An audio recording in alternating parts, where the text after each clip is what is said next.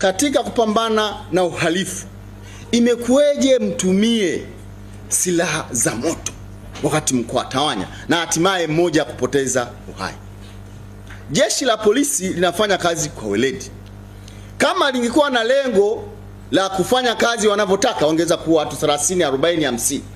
Lakini kwa ule utii wa sheria bila shuruti ambao umevunjwa na wananchi, wakati sasa polisi inawatawanya, katika kuwatawanya ndio maana tunapewa hizo silaha.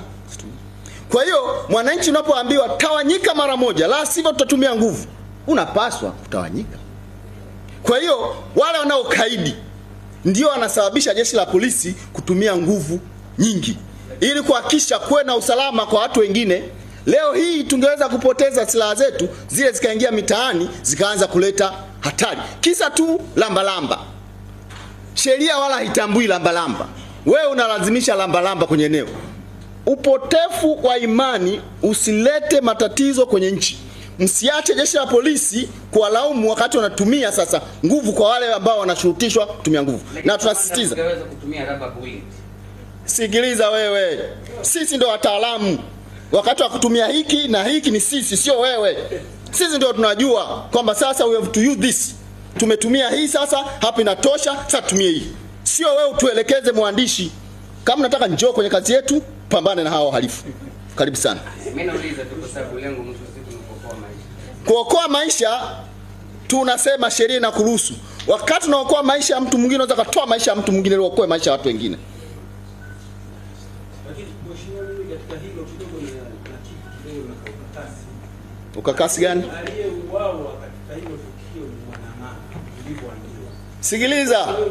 Sikiliza, nikwambie, sikiliza. Unapofanya kazi ya polisi, usemi wewe mwanamama sogea, dada karibu. Tukikwambia uondoke mara moja ni amri. Ukikaidi kwa ondoka mara moja, shauri yako. Ni sawa sawa leo unaambiwa kwamba Kariakoo kutakuwa na maandamano yasiyo halali. Tunatangaza tena kwa vyombo vya habari. Leo hii mtu anasema mimi nitaenda tu. Au kuna wengine wana mtindo mbaya, wanapenda kuwatanguliza wanawake, watoto, ili ionekane jeshi la polisi linakiuka haki za binadamu. Huo ni upuzi wa wananchi wasioitakia mema nchi yetu. Kwa hiyo kamanda, huyo mama aliambiwa aondoke na alipokataa kuondoka mkatumia silaha ya moto. Sio tulimwambia aondoke yeye, tunatangazia umma. Hatusemi mtu mmoja, hatuna tatizo na mtu mmoja, tunatangazia umma.